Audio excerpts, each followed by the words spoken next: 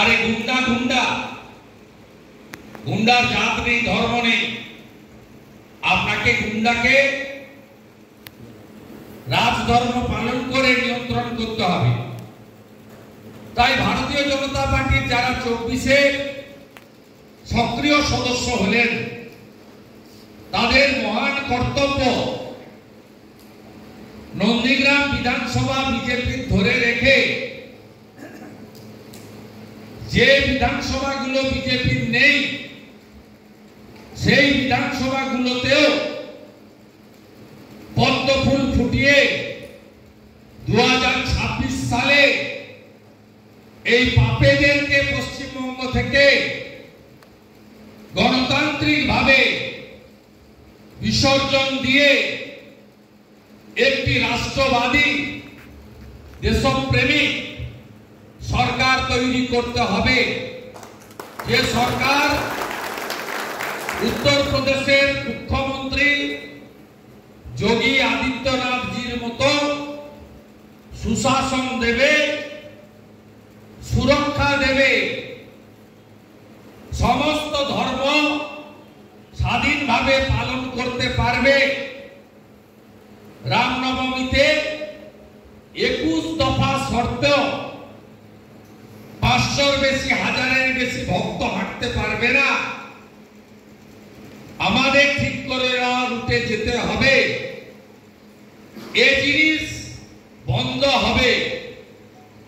ধর্ম পালনের অধিকার প্রত্যেকের আছে। সংবিধানের 25 থেকে 28 অনুচ্ছেদ সেই অধিকার আপনাকে দিয়ে গেছে। তাই এমন সরকার আনুন যে আপনাকে সুরক্ষা দিবে, সুশাসন দিবে। শিশু কন্যা নারীদের উপর এই বাংলায় যে অত্যাচার হচ্ছে, কোলাঘাটের গোপালনগরের খবর পেয়েছেন? কয়েকদিন আগে একজন ধর্ষণকারী জিহাদি বড় বোনকে বিয়ের প্রস্তাব দিয়েছিল, তার বাবা রাজি হয়নি এবং বড় বোনকে সরিয়ে দিয়েছিল তার বাবা, মানে আড়ালে রেখেছিল কোনো আত্মীয়র বাড়িতে।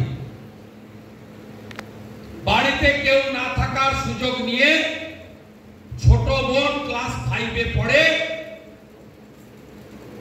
তাকে শারীরিক নির্যাতন করে, আমার বলতে কষ্ট হচ্ছে, কালকে যে ডাক্তার ওটি করে বায়ুদ্বার থেকে চামচ বের করেছে, তিনি কাল পোস্ট করেছেন। এই হচ্ছে বাংলার নারীদের কথা ছেড়ে দেন, শিশু কন্যাদের অবস্থা। এই মুখ্যমন্ত্রীকে সরাতে না পারলে বাংলার কোন শিশু কন্যা নারী সুরক্ষিত নয়।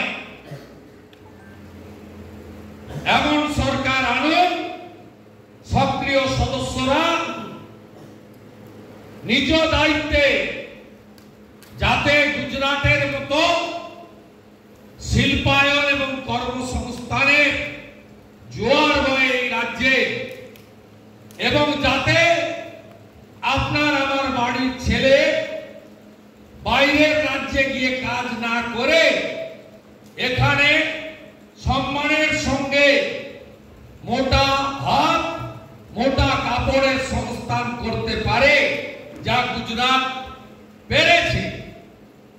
যেদিন প্রয়াত রতন টাটা বাংলা ছাড়েন, সেদিন বলেছিলেন, আমার মাথায় ট্রিগার রেখে বাংলা ছাড়তে বাধ্য করা হলো। আমি খারাপ এমকে ছাড়লাম, ভালো এমের কাছে যাচ্ছি।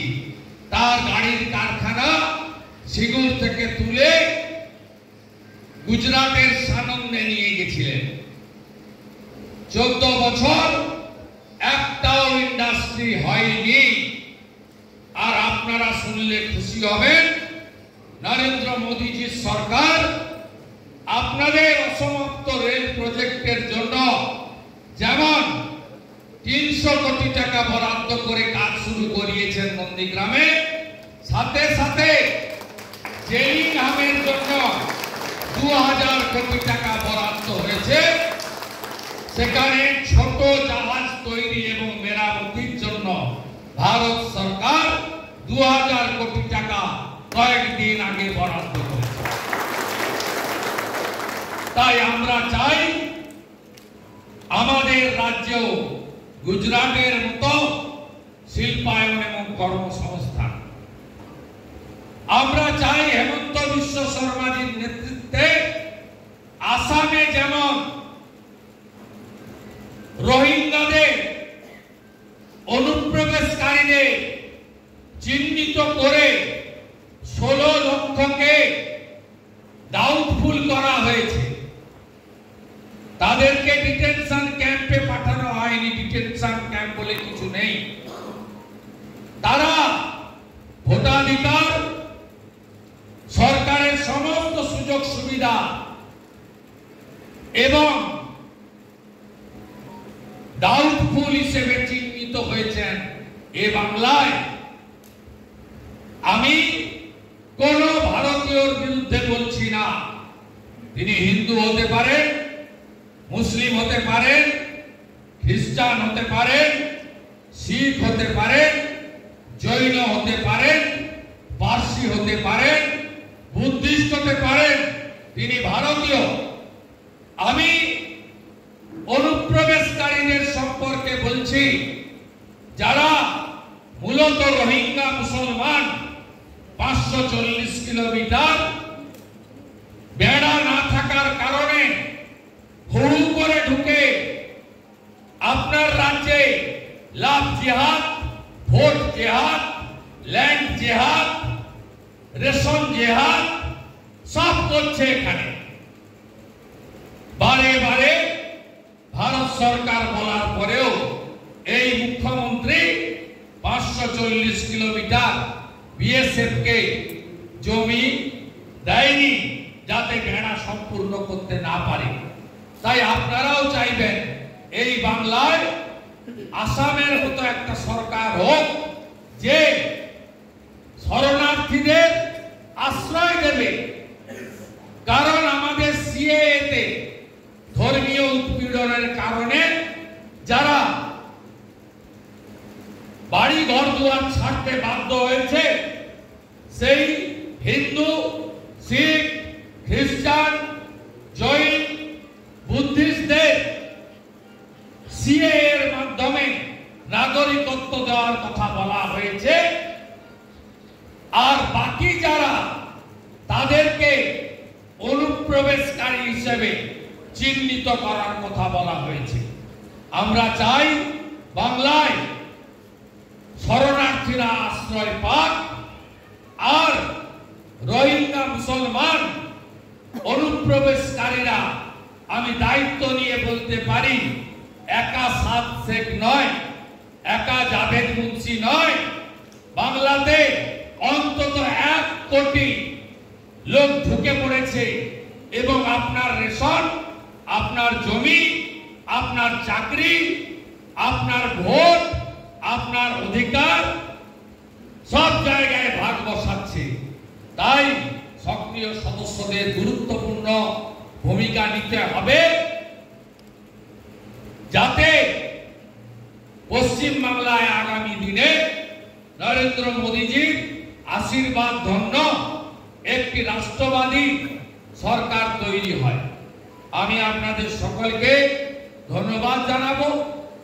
এখানে সংগঠিত শক্তি আপনারা মানুষের পাশে থাকেন। অনেক প্রতিবন্ধকতা আছে। আমাদের 11টি পঞ্চায়েত,